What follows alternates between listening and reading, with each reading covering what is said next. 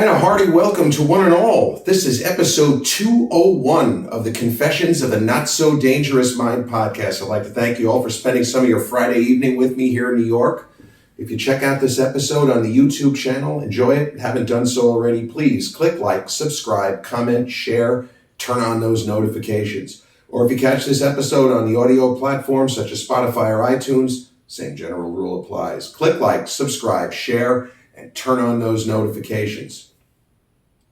So with the 2024 New York Yankees busting out all over the place, that's what she said. I mean, they're just tearing it up. We knew Juan Soto was going to be good, but I mean, the guy's even better than advertised. Judge looks great, fingers crossed. Stanton's healthy, both fingers crossed. Volpe is a fucking star. He's better than Jeter.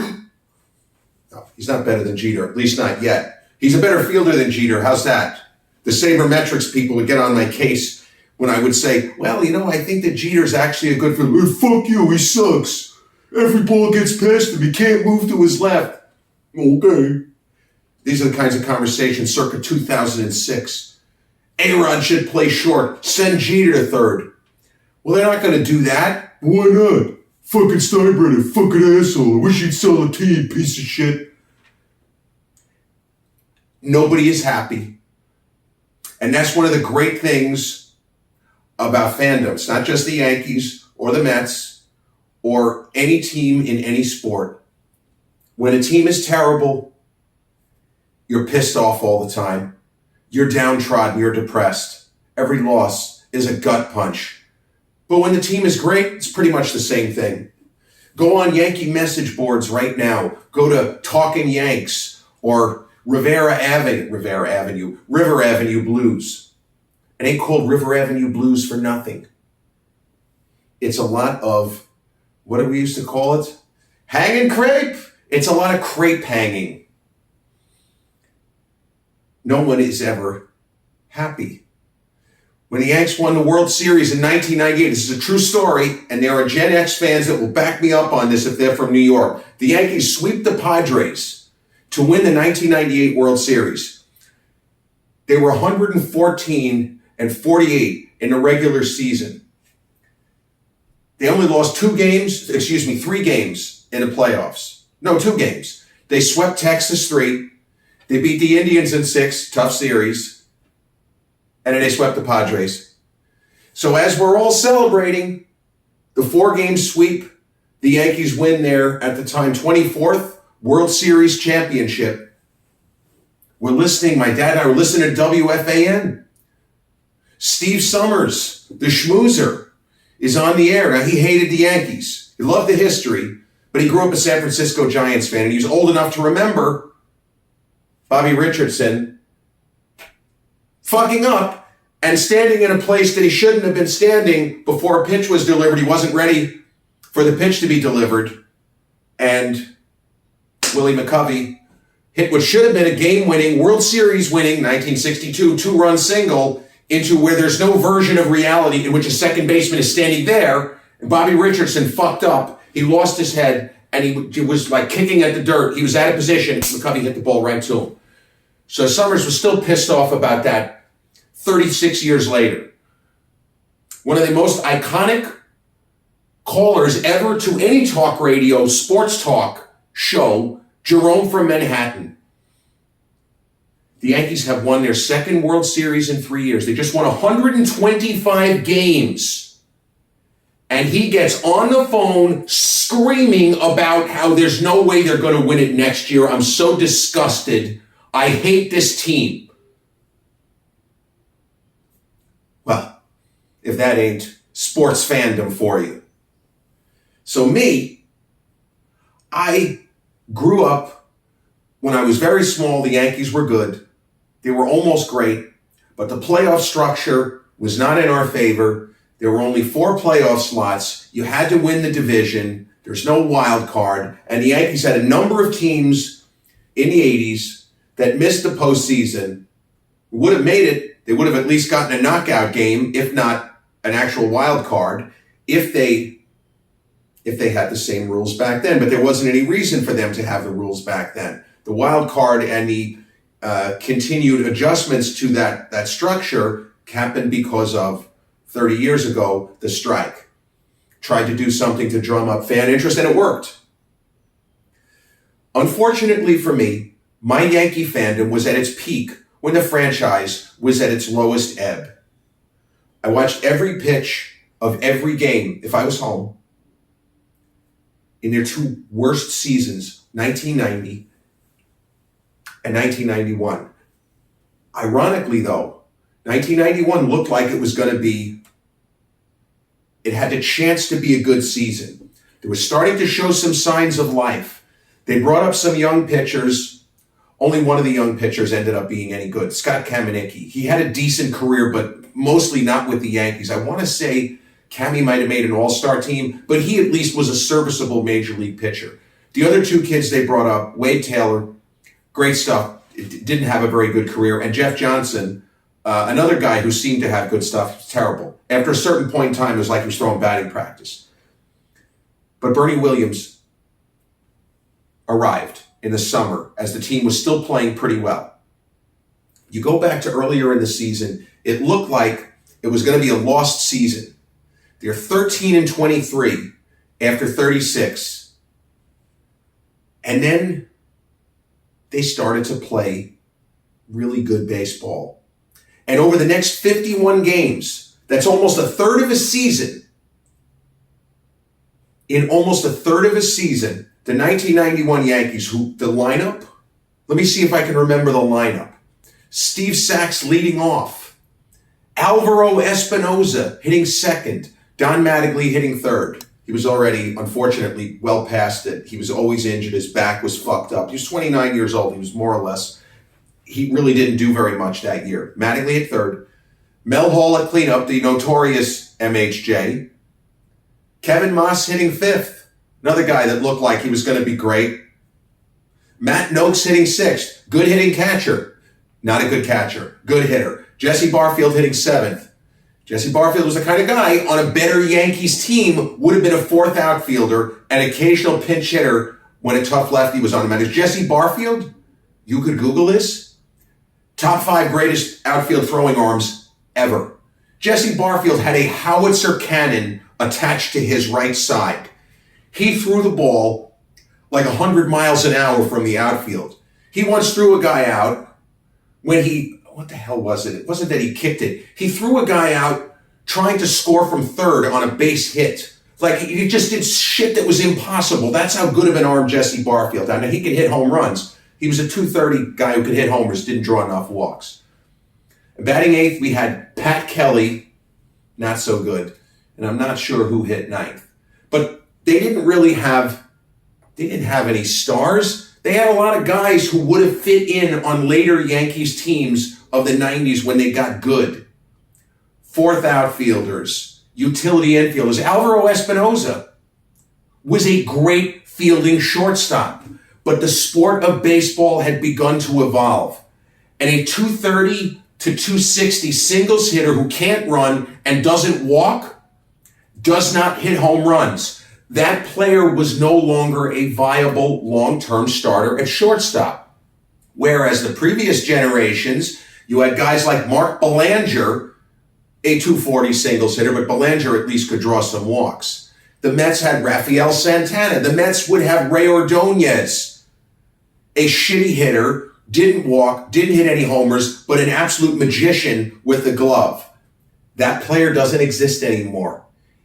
The sport passed them by. But Alvaro Espinoza was our starter for 5 years. And I love the guy. And Phil Rizzuto always said he was a top 5 best shortstop he ever saw. But he just didn't hit enough. And Steve Sax didn't do enough to justify hitting first for a team that wants to be a contender. And Mattingly, by that point, he shouldn't have been hitting third. It's not that they didn't have any good players, but they didn't have any actual star players. And they were bringing up spare parts. Guys like Andy Stankiewicz and the pitchers that I mentioned. Scott Kamieniecki on a good team would have been a 4th or 5th starter at his peak. A number of years later, they started bringing up all-star caliber players one after another. But But in 1991, they got sidetracked because it's important you understand the history. They started at 13-23. It seemed to be a completely lost season. Sports Illustrated did a cover, and they always talk about the Sports Illustrated cover jinx. Well, for a stretch, a huge chunk of this season, it appeared to be the Sports Illustrated cover jinx in reverse. There was a picture of Mickey Mantle and Roger Maris 30 years prior. I got to tell you, it felt like longer than 30 years prior when I was in high school and people would talk about 1961. It doesn't feel like 1994 from 2024. It's very fucked up. Sorry. But the Sports Illustrated cover has the Yankees were already in last place at 13-23, and it doesn't look like they're going to really even have a season. And I had never heard of Bernie Williams. I didn't know that they had an A-level plus prospect getting ready to make his debut. 30 years after the summer of the M&M boys, the once great franchise has hit rock bottom. That's not the exact cover, but it's in the ballpark of what I just said. The Yanks have hit rock bottom. That, yes. As luck would have it, they started to turn it around. And they had a homestand at this time. It started with the Mel Hall game, May 27. That was the first game of a homestand. The Yanks had won 4 in a row before that game. They had been 13-23, and they had a good road trip. They actually swept what it seemed to be a decent Baltimore team. They swept them in Baltimore. They won 2 extra inning games in that series. Mel Hall was tearing it up offensively. And then the notorious MHJ, the Mel Hall walk-off game on Memorial Day, brought the record up to 18-23. So they ended up winning that series against Boston. And then they split the first 2 against Milwaukee. And the third game against Milwaukee was May 31st, 1991. 4 days after Mel Hall's walk-off. Now, there have been Yankee seasons, entire seasons, with 0 walk-off home runs. A walk-off home run is actually very rare. Walk-off hits, not so much. You know, your home team, 81 games, you're going to have some games where you walk off on a walk, an error, a bunt, it doesn't matter. But walk-off home runs, it's not something that happens all the time. I know people that have been going to Yankee games their whole life and maybe seen 1 walk-off. I've actually seen 4, which is extremely rare. Dan Pasqua hit a walk-off home run 1986. Roberto Kelly hit a walk-off home run, I think it was 1990, that shitty season. Oh, and there's only one more then. Melky Cabrera, the first game Dad and I went to in 2009, he hit a walk-off in the 14th inning against Oakland. I think those 3, I think that's it. But by percentage, I got to see a lot of walk-offs. Anyway, the idea is the franchise had sucked since 1988, and 88 was a year that they should have had a better team. They were in first place near the All-Star break, and they just collapsed. Unfortunately, this was something that had happened a couple of times. It happened in 87. The Yankees were leading the American League East for huge chunks of that season, and then they just were basically beaten out of sight in the last month and a half by Toronto. The 89 team was terrible. The 90 team lost 95 games. And here we are in 1991. It looks like a little glimmer. They hadn't had a walk-off home run, though, since Jesse Barfield in, I think it was June of 1989. I didn't actually know that stat. Mel Hall hits this crazy walk-off in a game against the first-place Red Sox. They're down 5-0. They end up winning 6-5. They lose the next night to Roger Clemens. Then they win the third game against Boston. They win the first game against Milwaukee. They lose the second. And now here's the third game.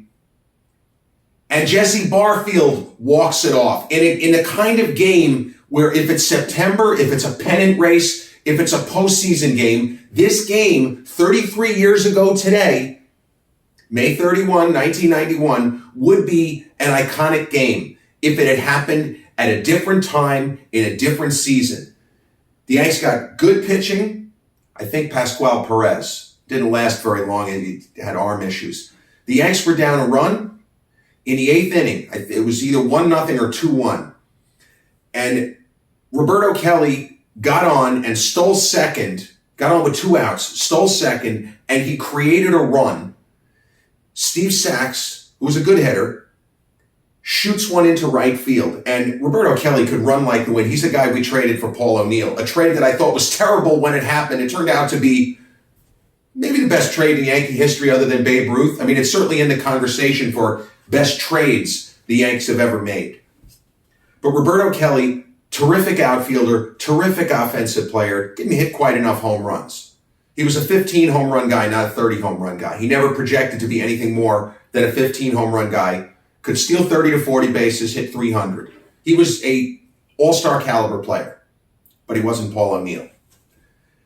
But Roberto Kelly, fast as lightning, scored a run on a single by Steve Sachs in the bottom of the 8th with 2 outs. He should not have been able to score. Sachs hit an absolute missile to the right fielder who was playing shallow. And the right fielder fielded cleanly, came up firing. And Phil Rizzuto, who, as we know, used to fuck up calls all the time. He was legendary. You think John Sterling messed up a lot of calls? Nothing like Rizzuto. So when Rizzuto, during the call, he gets excited and he screams, "Will they send him in?" That was Phil Rizzuto's way of saying they shouldn't send him in. He's going to be out by 30 feet if they do. Will they send him in? Yes, they do. The throw was just slightly up the first baseline.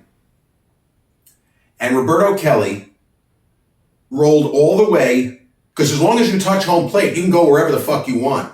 Roberto Kelly saw that the ball was going to beat him.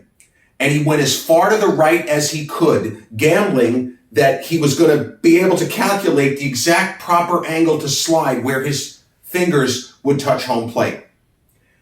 And Roberto Kelly did that, and Rizzuto went berserk. You would have thought that this was to tie for the pennant. That's how excited he got. Then the Yankees survived the 9th inning.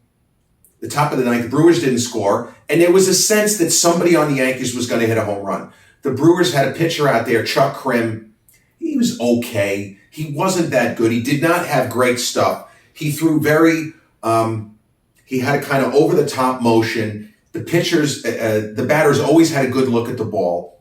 And on the radio call, because I used to listen to the radio while watching TV, there was a sense that John Sterling said, "I think somebody's going to hit one out." His partner, Joe Angel, says, "Yeah, this night, it feels like somebody's going to hit one out to win the game." And Rizzuto said the same thing on the TV side. It just felt like the Yankees were now trending in the right direction. They had won 6 out of 7 coming into this particular, 6 out of 8, coming into this particular game. Still trending in the right direction. Mel Hall led off, and he hit a deep drive, but he hit it more towards center. It died just before the warning track. The crowd jumped to their feet, whatever. And then Matt Noakes, same thing. He hit like a 350-foot shot, but at Yankee Stadium, if you didn't pull it back then, now, same thing. If you didn't pull it down the line, 350 feet, it's going to get you anywhere. Right center, that's in front of the track, at least in the old configuration of the old ballpark where it was 385. There's much more room out there than in the new park. So the first 2 guys made out. The 2 lefties who you knew were going to get good swings off this right-handed pitcher who threw high 80s with an overhand curveball that kind of rolled into the strike zone. As I said, the guy didn't have great stuff. So Jesse Barfield comes up, first pitch, hits the ball about 420 feet over the old bullpen in left center. And Rizzuto gives it the full holy shit type of call where he can't believe it. We just won the game. This is incredible. Now, they don't say the team didn't have a walk-off homer in 2 years. There were no walk-off home runs in at least 155 home games. None. And then they have one on May 27 and one on May 31st. I mean, statistically, it's pretty significant. It's very unlikely that that's going to happen. So Barfield walks it off. And the Yankees, after that, 33 years ago today, you can Google this. Believe it or not, this is on YouTube. And MLB.com did a little minute and a half. It's actually pretty good quality. I just checked it out before, of Barfield's home run, and they cleaned up the video so it almost looks new, not 33 years old. Just an amazing memory. And those were two that I was watching as they happened. The Mel Hall walk-off, unfortunately, the angle was behind home plate. It was an ESPN game, and they were trying to get a good sort of survey of the field, and they didn't realize that Jeff Reardon was going to pitch so quickly, and Mel Hall's homer, the only angle I've seen is from behind home plate. But when Jesse hit this ball, the camera was right behind the pitcher. It was just to the left of center, and you knew it was gone off the bat. And it wasn't a big crowd, but the place went fucking crazy. And so the Yankees ended up having a big homestand. Excuse me. They had a big homestand. I think they might have gone 10-4. It was a long homestand. They played Toronto, Boston, Milwaukee, and Texas. And I was actually at the first game against Texas. It's funny, I didn't remember that until just now. Went to the first game. My dad got seats through work, and we never sat over here. The first row, not far from the left field foul pole. And this was another game that ended in a Yankees walk-off, not a home run. So the homestand was the Yanks took 2 out of 3 from Boston. They took 2 out of 3 from Milwaukee. They lost 2 out of 3 to a very good Toronto Blue Jays team. And then they swept the Rangers. So I guess that's an 8-4 homestand. But the Toronto series was disappointing. We went to the Friday night game. So a week after the Jesse Barfield game. And the Yankees got out they had a lead, and then the Rangers, they hit a home run, a ball that bounced off. I think Jesse Barfield was playing left that night for some reason, and a ball bounced off his glove and went into the stands. It was maybe 5 feet to the right of where we were sitting. It's amazing seats. The only time I've ever sat either left field, lower deck, because technically those are box seats, where the field is 15 feet in front of you, or right field.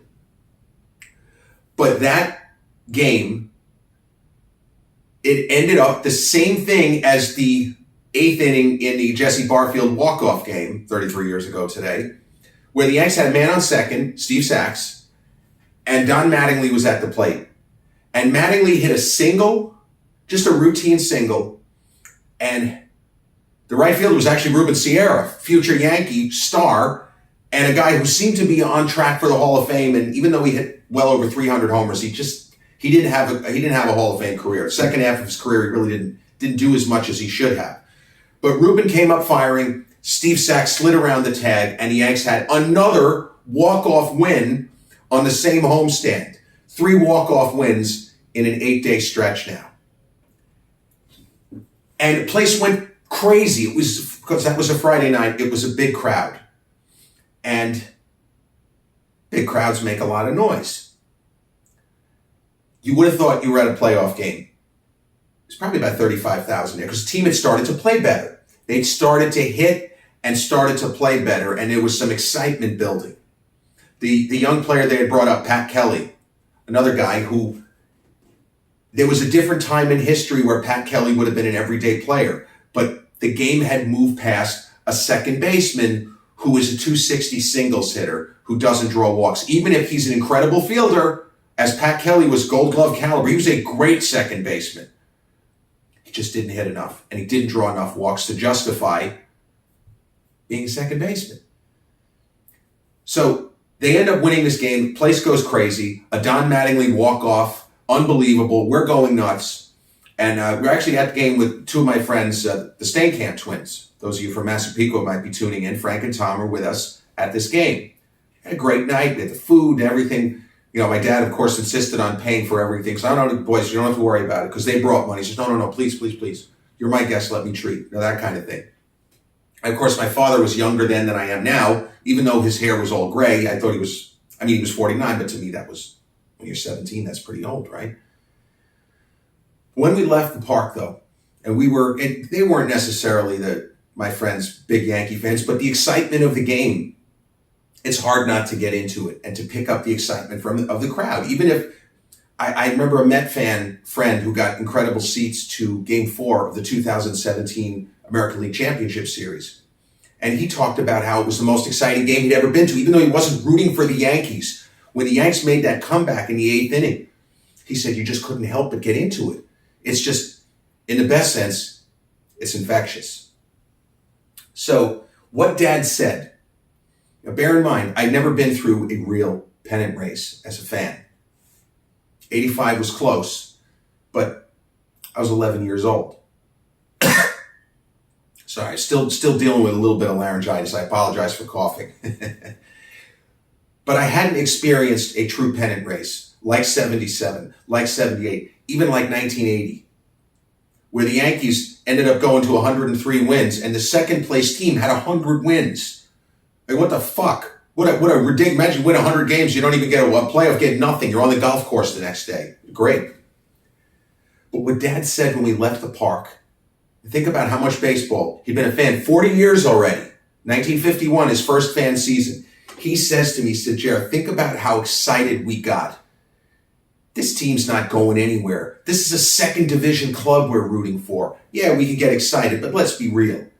They're not even going to get to 500 this season. What are we getting so worked up about? Dad was very pessimistic when it came to these things. He was tired of them sucking. Yeah, that was fun, and he loved going to the games, and usually we had even better seats than those. But in general, he was tempering his enthusiasm. The Yanks ended up sweeping that series against Texas. And they had some ups and downs, but if we skip ahead to the All-Star break, you know how the All-Star break, if you're a baseball fan, the split in the season would be 81 games. But usually the All-Star break is just after that. You play like 86, 87, 88 games to get to the break. Now, the Yankees were 13-23, okay? At the All-Star break, they were actually over 500.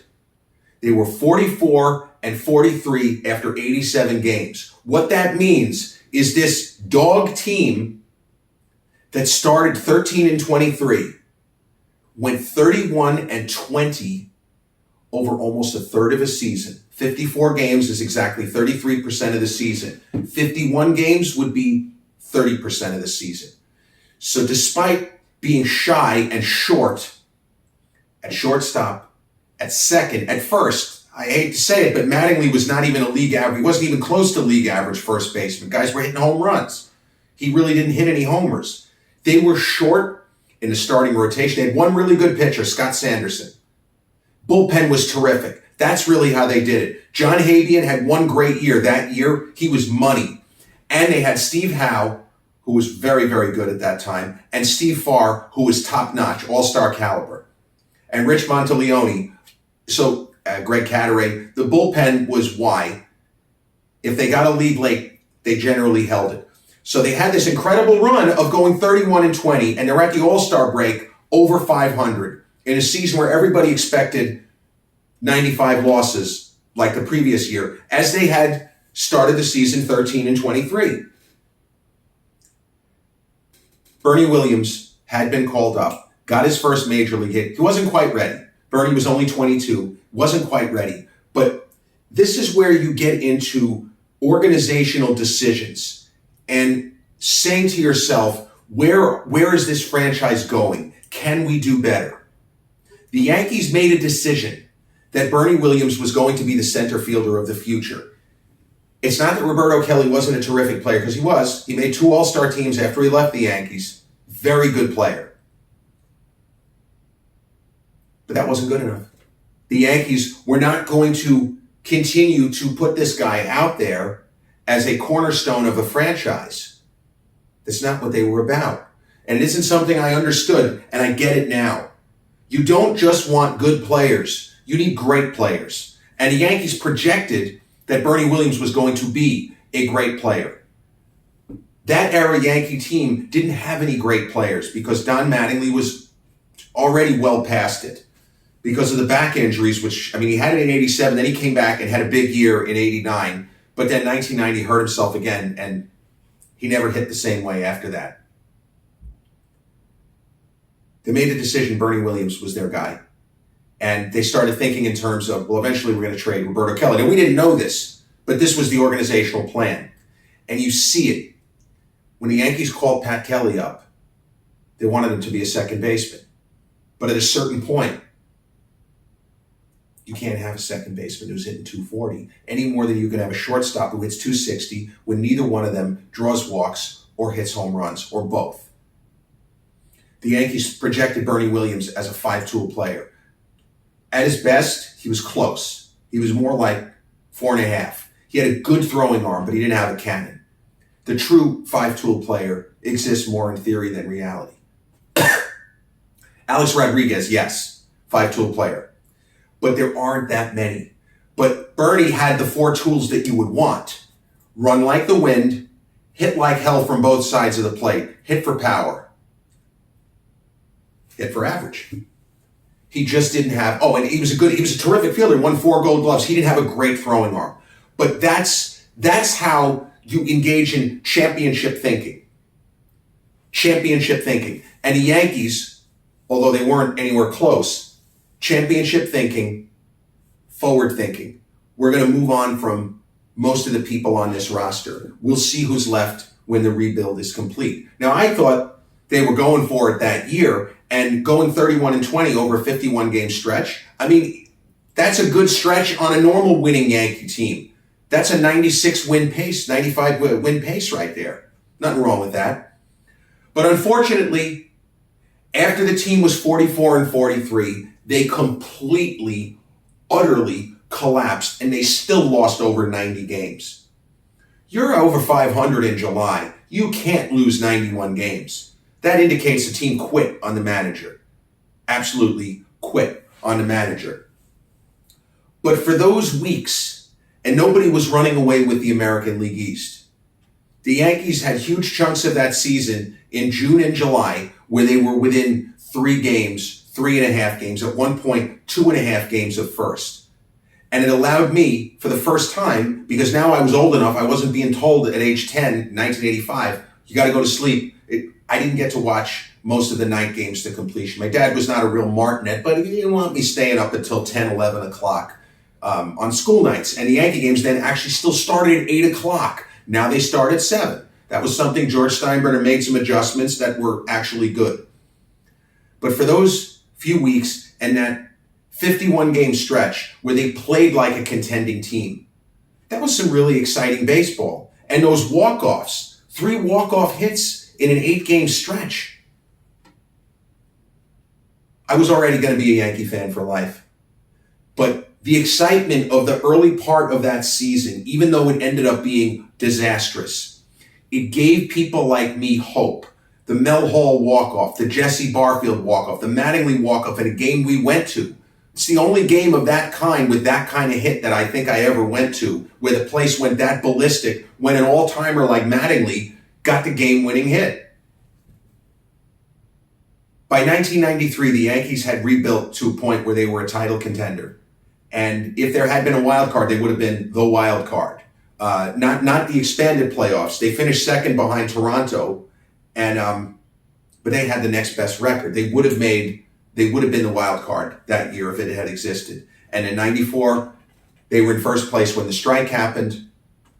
End of season. 95, they made the postseason, Don Mattingly's last year. They had the incredible series with Seattle. They lost. Mattingly retired, but they then won 4 World Series in the next 5 years.